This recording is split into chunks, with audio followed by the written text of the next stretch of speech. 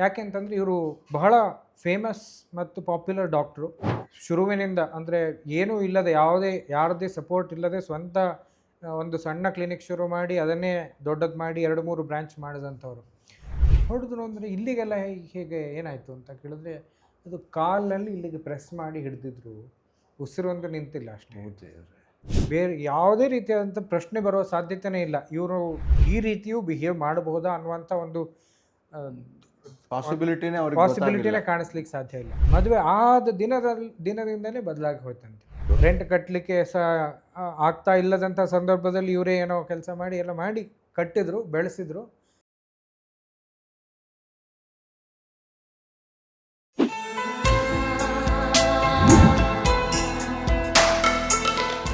ನಮಸ್ಕಾರ. ಮನಸ್ಸೇ ಓ ಮನಸ್ಸೇ ಸೀರೀಸ್ಗೆ ನಿಮ್ಮೆಲ್ಲರಿಗೂ ಕೂಡ ಸ್ವಾಗತ.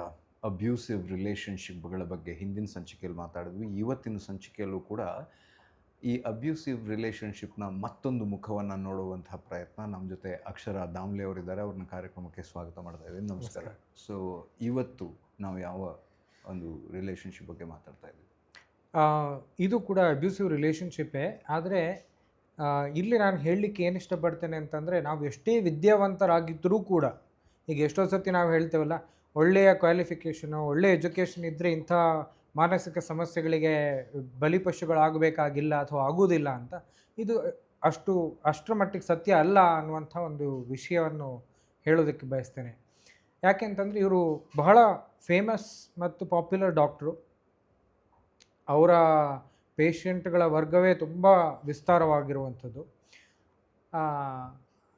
ತುಂಬ ಸಕ್ಸಸ್ಫುಲ್. ಅವರೇ ಶುರುವಿನಿಂದ ಅಂದರೆ ಏನೂ ಇಲ್ಲದೆ ಯಾರದೇ ಸಪೋರ್ಟ್ ಇಲ್ಲದೆ ಸ್ವಂತ ಒಂದು ಸಣ್ಣ ಕ್ಲಿನಿಕ್ ಶುರು ಮಾಡಿ ಅದನ್ನೇ ದೊಡ್ಡದು ಮಾಡಿ 2-3 ಬ್ರ್ಯಾಂಚ್ ಮಾಡಿದಂಥವ್ರು. ಆದರೆ ಅವರ ವೈಯಕ್ತಿಕ ಜೀವನದಲ್ಲಿ ದೊಡ್ಡ ಒಂದು ಸಮಸ್ಯೆ ಇತ್ತು. ಹೇಗೆ ಇತ್ತು ಅಂತಂದರೆ, ಅವರು ನನಗೊಂದು ದಿವಸ ಫೋನ್ ಮಾಡಿದ್ರು, ಅಪಾಯಿಂಟ್ಮೆಂಟ್ ಬೇಕಿತ್ತು, ನಿಮ್ಮದು ಒಂದು ಸೆಷನ್ ಬೇಕು ಅಂತ. ಮಾಮೂಲಾಗಿ ಈಗ ಅಬ್ಯೂಸರ್ ಅಲ್ಲ, ವಿಕ್ಟಿಮ್. ಅದು she is the victim of the abuse. ಅಷ್ಟು ಇದಾಗಿದ್ರು ಅವರು ವಿಕ್ಟಿಮ್ ಇಲ್ಲಿ. ಹೌದು. ಇಷ್ಟೆಲ್ಲ ವಿದ್ಯಾವಂತೆ ಆಗಿ ಡಾಕ್ಟರ್ ಆಗಿ ಅಂದರೆ ಬರೀ MBBS ಅಲ್ಲ, MD ಮಾಡಿ ಅದರಲ್ಲಿ ಇನ್ನೇನೋ ಸ್ಪೆಷಲೈಸೇಷನ್ ಮಾಡಿ ಎಜುಕೇಷನ್ ಇದು ಲೋಕಕ್ಕೂ ಗೊತ್ತಿರುವಂಥದ್ದಲ್ಲ. ಹೌದು.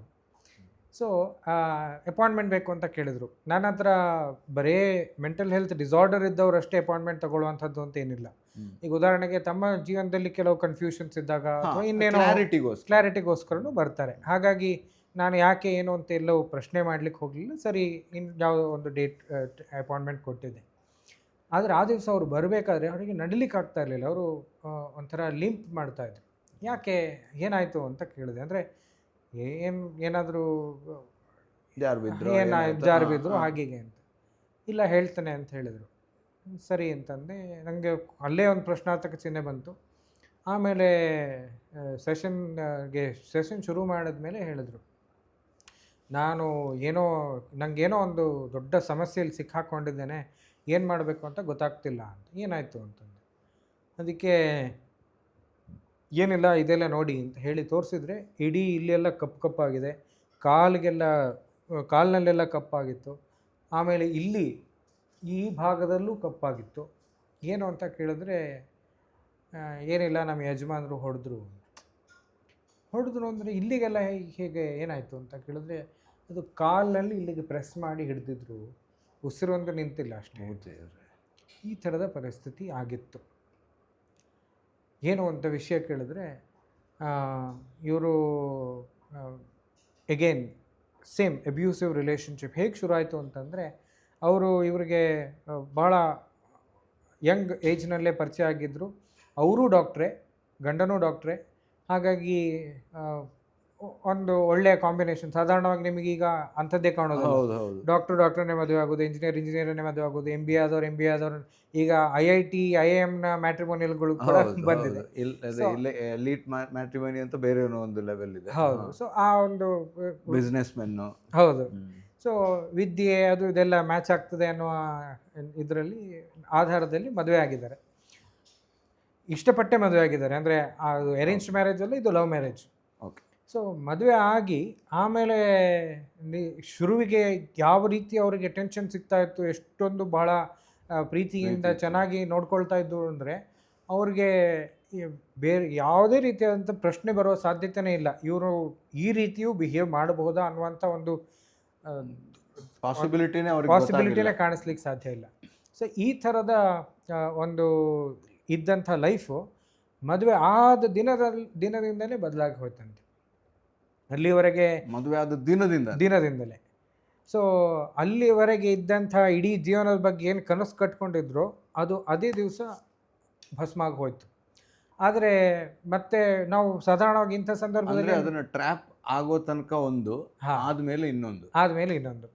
ಆದರೆ ಸಾಧಾರಣವಾಗಿ ನಾವೇನು ಅಂದ್ಕೊಳ್ತೇವೆ, ಬಹುಶಃ ಮದುವೆ ಅದರದ್ದೆಲ್ಲ ಗೌಜಿ ಗದ್ದಲ ತಲೆನೋವೆಲ್ಲ ಆದ ಕಾರಣ ಬಹುಶಃ ಏನೋ ಟ್ರಿಗರ್ ಆಗಿದ್ದಾರೆ. ಯಾಕೆಂದರೆ ಅಲ್ಲಿವರೆಗೆ ಈ ಥರದ ಘಟನೆ ಆದದ್ದೇ ಇಲ್ವಲ್ಲ, ಎಕ್ಸ್ಪೆಕ್ಟೇ ಮಾಡೋಕ್ಕೆ ಸಾಧ್ಯ ಇಲ್ಲ. ಏನೋ ಬಹುಶಃ ಮೂಡ್ ಆಫ್ ಆಗಿದೆ ಹಾಗಾಗಿ ಹೀಗೆ ಮಾಡ್ತಿದ್ದಾರೆ ಅಂತ ಹೇಳ್ಕೊಂಡು ಅವರು ಅದನ್ನು ಬಿಟ್ಟಿದ್ದಾರೆ. ಆಮೇಲೆ ನೋಡಿದರೆ ದಿನ ಇದೇ ಕತೆ. ಇವರು ಯಾವಾಗ ನೋಡಿದ್ರು ಸಿಟ್ಟು, ಅವ್ರಿಗೆ ಬೈಯೋದು, ನೀನೇನು ಪ್ರಯೋಜನ ಇಲ್ಲ ಅಂತ ಹೇಳೋದು, ಅವ್ರನ್ನ ಹಳಿಯುವುದು, ಅವ್ರನ್ನ ಇನ್ಸಲ್ಟ್ ಮಾಡೋದು. ಅವರಿಬ್ಬರ ಮಧ್ಯೆ ಮಾತ್ರ ಅಲ್ಲ, ಇನ್ನೆಲ್ಲರ ಮಧ್ಯೆ, ಅಂದರೆ ಬೇರೆಯವ್ರ ಮಧ್ಯೆ. ಈಗ ಮದುವೆ ಆದ ತಕ್ಷಣ ಈ ಸಂಬಂಧಿಕರ ಮನೆಗೆ ಹೋಗುವಂಥದ್ದೊಂದು ಪರಿಪಾಠ ಇರ್ತದೆ. ಹೋದಲ್ಲೆಲ್ಲ ಇವಳೇನು ಪ್ರಯೋಜನ ಇಲ್ಲ, ಇವಳಿಗೇನು ಗೊತ್ತಿಲ್ಲ, ಅವಳಿಗೆ ಬುದ್ಧಿ ಇಲ್ಲ, ಅವಳಿಗೆ ಕಾಮನ್ ಸೆನ್ಸ್ ಇಲ್ಲ, ಹೀಗೆಲ್ಲ ಅಬ್ಯೂಸ್. ಹೀಗೊಂದು ಶುರು ಆಯ್ತಂತೆ, ವರ್ಬಲ್ ಅಬ್ಯೂಸ್. ಆವಾಗ ಇವ್ರಿಗೆ ಪ್ರಶ್ನೆಗಳು ಮೂಡ್ಲಿಕ್ಕೆ ಶುರು ಆಯ್ತಂತೆ. ಅರೆ ನೀನೇ ಭಾಳ ಬುದ್ಧಿವಂತೆ, ನಿನಗೆ ಹಾಗಿದೆ, ಈ ಕ್ವಾಲಿಟಿ ಇದೆ, ಆ ಕ್ವಾಲಿಟಿ ಇದೆ ಅಂತೆಲ್ಲ ಹೇಳ್ತಿದ್ದ ವ್ಯಕ್ತಿ ಈಗ ಇವಳಿಗೆ ಬುದ್ಧಿ ಇಲ್ಲ, ಕಾಮನ್ ಸೆನ್ಸ್ ಇಲ್ಲ ಅಂತೆಲ್ಲ ಹೇಳ್ತಿದ್ದಾರಲ್ಲ ಅಂತ. ಆದರೆ ಅದನ್ನೊಂದು 2 ಸತಿ ಪ್ರಶ್ನೆ ಮಾಡಿದ್ರಂತೆ. ಹೌದು, ನಿನ್ಗೆ ಯಾವುದೋ 1-2 ನಿದರ್ಶನ ಕೊಟ್ಟರು, ನಿನ್ಗೆ ಹಾಗೆ ಹೇಳಿದ್ದೆ, ನಿಂಗೆ ಅರ್ಥ ಆಗಲಿಲ್ಲ ಅಂತ. ಎಲ್ಲರಿಗೂ ಅರ್ಥ ಆಗಬೇಕಾಗಿಲ್ಲ. ಈಗ ಕೆಲವು ಸತಿ ಕೆಲವರು ಏನೋ ಒಂದು ಜೋಕ್ ಮಾಡ್ತಾರೆ, ಆ ಜೋಕು ಎಲ್ಲರಿಗೂ ಅರ್ಥ ಆಗಬೇಕಾಗಿಲ್ಲ. ಅದು ಆಯಾ ಭಾಷೆ, ಆಯಾ ಪ್ರದೇಶಕ್ಕೆ ಸಂಬಂಧಪಟ್ಟ ಹಾಗೆ ಬದಲಾವಣೆಗಳಾಗ್ತವೆ. ಮತ್ತು ಅವರು ಬೆಳೆದು ಬಂದ ರೀತಿಯ ಮೇಲೂ ಕೂಡ ಎಲ್ಲ ಅರ್ಥವಾಗೋದು. ಹೌದು. ಸೊ ಅದನ್ನೆಲ್ಲ ಹೇಳಿದ್ರಂತೆ. ಇವರು ಆಮೇಲೆ ಬಹುಶಃ ಈ ಥರದ್ದೆಲ್ಲ ನಾನು ಕಲಿಬೇಕೇನೋ ಅಂತ ಹೇಳಿಕೊಂಡು ಅವ್ರಿಗೆ, ಯಾಕೆಂದರೆ ಫಸ್ಟಿಗೆ ಕಾನ್ಫಿಡೆನ್ಸ್ ಡೌನ್ ಆಗಿ ಹೋಗಿದೆ. ಸೊ ಬಹುಶಃ ನಾನೇ ಕಲಿಬೇಕೇನೋ ಅನ್ನುವಂಥ ಮನಸ್ಥಿತಿಯಲ್ಲಿ ಮುಂದುವರಿತಾ ಇದ್ದರು. ಆಮೇಲೆ ಇದು ಏನಾಯಿತು ಅಂತಂದರೆ ಇವರು ಮತ್ತೆ ಇವ್ರದ್ದು ಕ್ಲಿನಿಕ್ ಶುರು ಮಾಡಿದ್ರು. ಅವರು ಸಪೋರ್ಟ್ ಮಾಡ್ತೇನೆ ಅಂತ ಹೇಳಿದರು, ಆಮೇಲೆ ಏನೂ ಸಪೋರ್ಟ್ ಮಾಡಲಿಲ್ಲ. ಅವರು ಬೇರೆ ಇನ್ನೊಂದು ಸ್ಪೆಷಲಿಸ್ಟು. ಸೊ ನನ್ನ ಪೇಷಂಟ್ಸನ್ನು ನಿಂಗೂ ರೆಫರ್ ಮಾಡ್ತೇನೆ, ನೀನು ಟ್ರೀಟ್ ಮಾಡು, ಹಾಗೆ ಹೀಗೆ ಅಂತೆಲ್ಲ ಹೇಳಿದ್ರು ಕೂಡ ಅದರಲ್ಲೂ ಸಪೋರ್ಟ್ ಇಲ್ಲ. ಆಮೇಲೆ ಇವರ ಸ್ವಂತ ಕಾಲ ಮೇಲೆ ನಿಂತ್ಕೊಂಡು ಬೆಳೆಸಿದ್ರು. ರೆಂಟ್ ಕಟ್ಟಲಿಕ್ಕೆ ಆಗ್ತಾ ಇಲ್ಲದಂಥ ಸಂದರ್ಭದಲ್ಲಿ ಇವರೇ ಏನೋ ಕೆಲಸ ಮಾಡಿ ಕಟ್ಟಿದ್ರು, ಬೆಳೆಸಿ ಇವ್ರದ್ದು ಪ್ರಾಕ್ಟೀಸ್ ಚೆನ್ನಾಗಿ ನಡೀತಾ ಇದೆ ಅಂತ ಹೇಳುವಾಗ ಅವ್ರು ಕ್ಲಿನಿಕ್ ಕ್ಲೋಸ್ ಮಾಡಿದ್ರು. ಅವ್ರು ಇನ್ಯಾವುದೋ ಒಂದು ಇದಕ್ಕೆ ಕಾಲೇಜಿಗೆ ಗೆಸ್ಟ್ ಫ್ಯಾಕಲ್ಟಿಯಾಗಿ ಹೋಗ್ತಾನೆ, ನಾನಿನ್ನು ಈಗ ಸಾಕು ದುಡ್ದಿದ್ದು ಅಂತೆಲ್ಲ ಹೇಳಲಿಕ್ಕೆ ಶುರು ಮಾಡಿದರು. ಸರಿ, ಮಾತ್ರ ಒಂದು ಇದು ಏನೋ ಒಂದು ಬ್ರೇಕ್ ಬೇಕು ಅಂತ ಹೇಳಿದ್ದಾರೆ. ಸರಿ, ಅದು ಇರಲಿ ಅಂತ ಹೇಳಿ ಇವರು ಕೆಲಸ ಮುಂದುವರಿಸ್ತಾನೆ ಇದ್ದರು. ಆಮೇಲೆ ನೋಡಿದ್ರೆ ಇವರು ಪ್ರೆಗ್ನೆಂಟ್ ಆದಂಥ ಟೈಮ್ನಲ್ಲಿ ಇವ್ರ ಮನೆಯಲ್ಲಿದ್ದಾರೆ, ರೆಸ್ಟ್ ತಗೊಳ್ತಾ ಇದ್ದಾರೆ. ಅದೇ ಮನೆಯಲ್ಲಿ ಪಕ್ಕದ ರೂಮ್ನಲ್ಲಿ ಅವರ ಮನೆ ಕೆಲಸದವ್ರ ಜೊತೆ ಅವ್ರ ಗಂಡ ಬೇರೆ ಸಂಬಂಧದಲ್ಲಿ ಇದ್ದರು.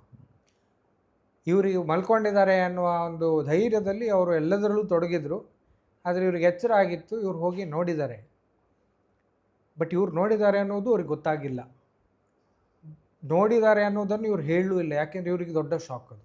ಇವರಿಗೆ ಅದನ್ನು ಹೇಗೆ ಅರಗಿಸ್ಕೊಳ್ಬೇಕು, ಏನು ಮಾಡಬೇಕು ಅನ್ನೋದೇ ಗೊತ್ತಾಗಲಿಲ್ಲ. ಅವರು ಮತ್ತೆ ಬಂದು ಒಂಥರ ಗರಬೆಳೆದವ್ರ ಹಾಗೆ ಕೂತಿದ್ದಾರೆ. ಏನು ಮಾಡೋದು ಅಂತ ಗೊತ್ತಿಲ್ಲ, ಕೇಳಲಿಕ್ಕೆ ಧೈರ್ಯ ಇಲ್ಲ, ಯಾಕೆಂದರೆ ಮೊದಲೇ ಇವರು ಸ್ವಲ್ಪ ಅಬ್ಯೂಸಿವ್ ಇದ್ದಾರೆ. ಆಮೇಲೆ ಹಾಗೆ ಮುಂದುವರೆದಿದೆ. ಅವರು ಅದೇ ನೋವಿನಲ್ಲೇ ಮಕ್ಕಳನ್ನು ಹೆತ್ತಿದ್ದಾರೆ ಕೂಡ. ಆದರೆ ಇದನ್ನು ಯಾವತ್ತೂ ಕೇಳದೆ ಆಮೇಲೆ ಯಾವತ್ತೂ ಪ್ರಶ್ನೆ ಮಾಡಿದ್ದಕ್ಕೆ ಗಂಡ ಮತ್ತೆ ಅದಕ್ಕೆ ಹೊಡೆದು ಬಡಿದು ಆವತ್ತೇ ಕೇಳಬೇಕಿತ್ತು, ಕೇಳುವಂಥದ್ದಿದ್ದರೆ.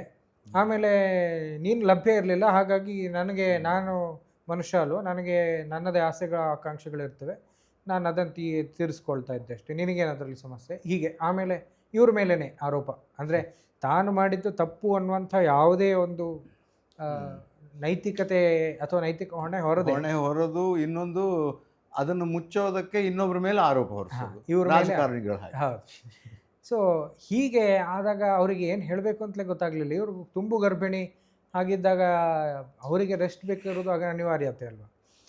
ಇಂಥ ಪರಿಸ್ಥಿತಿಯಲ್ಲಿ ಆಮೇಲೆ ಮುಂದುವರೆದು ಮಕ್ಕಳು ಈಗ ಒಂದಷ್ಟು ಬೆಳೆದಿದ್ದಾರೆ, ಆದರೂ ಕೂಡ ಇವರ ಅಬ್ಯೂಸ್ಗಳು ಆಮೇಲೆ ಅದು ಮುಂಚೆ ಫಸ್ಟಿಗೆ ಇವ್ರಿಗೆ ಗೊತ್ತಾಗಿದ್ದದ್ದು ಮನೆ ಕೆಲಸದವಳ ಜೊತೆ ಮಾತ್ರ ಅಂತ. ಆಮೇಲೆ ನೋಡಿದ್ರೆ ಸ್ಟೂಡೆಂಟ್ಗಳ ಜೊತೆ, ಈ ಕಾಲೇಜಿಗೆ ಹೋಗ್ತಿದ್ದದ್ದು ಇದಕ್ಕೆ, ಸ್ಟೂಡೆಂಟ್ಗಳ ಜೊತೆ, ಇನ್ಯಾರ್ಯಾರೋ ಜೊತೆ, ಕಲೀಗ್ಗಳ ಜೊತೆ, ಇದರ ಆಮೇಲೆ ಫೋನನ್ನು ಓಪನ್ ಮಾಡಿದರೆ ಲಿಸ್ಟೇ ಓಪನ್ ಆಗ್ತಾಯಿತ್ತು. ಸೊ ಹೇಗೆ ಇದನ್ನು ಸಂಭಾಳಿಸೋದು ಅನ್ನೋದೇ ಗೊತ್ತಾಗ್ತಾ ಇರಲಿಲ್ಲ.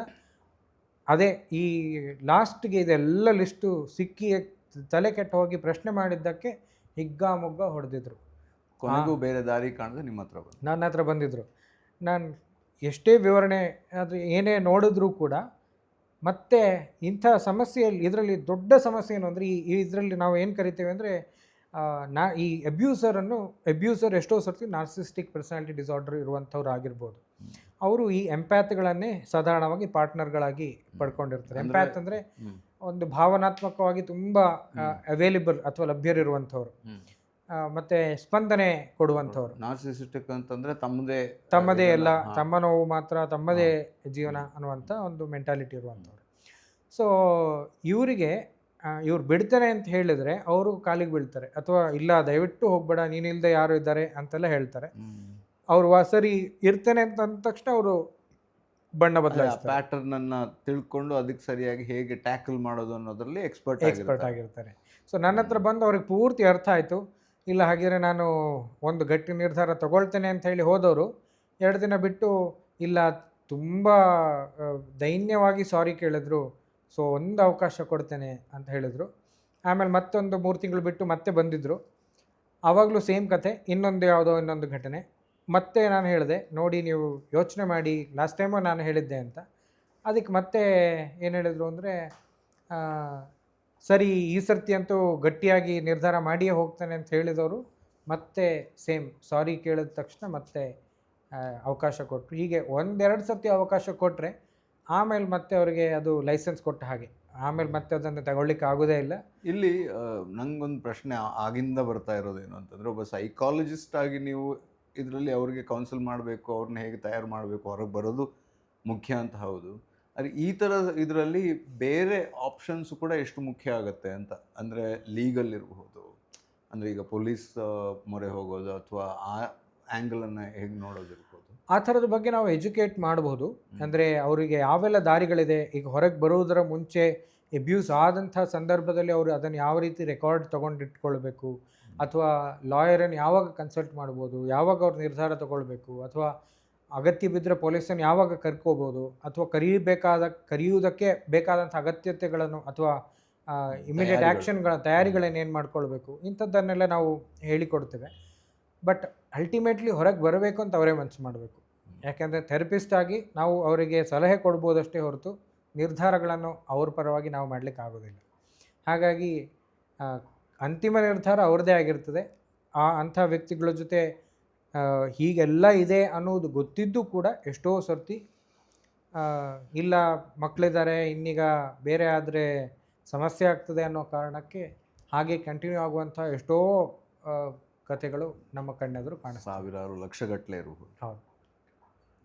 ಸೊ ಹಿಂದಿನ ಸಂಚಿಕೆಯ ಕಥೆ, ಈ ಸಂಚಿಕೆಯ ಕಥೆ ನಿಮಗೆ ನೋಡೋದಕ್ಕೆ ವಿಭಿನ್ನ ಅನ್ನಿಸ್ಬೋದು, ಆದರೆ ಅದರ ಮೂಲ ಒಂದೇ.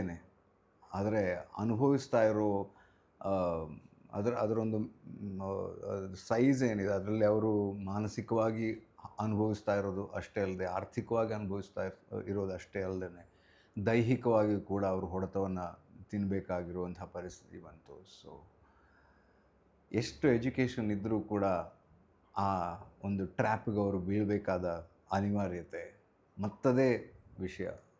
ಹೇಗೆ ಇದರಿಂದ ಹೊರಗೆ ಬರೋದು ಅನ್ನೋದನ್ನು ಯೋಚನೆ ಮಾಡಿ ಆ ನಿರ್ಧಾರನ ತಗೊಳ್ಬೇಕಾಗಿರೋದು ಅವರೇ ಅಥವಾ ನೀವೇ ಅಂತ ಹೇಳ್ತಾ ಈ ಸಂಚಿಕೆಯನ್ನು ಇಲ್ಲೇ ಮುಗಿಸೋಣ. Thank you so much. ನಮಸ್ಕಾರ.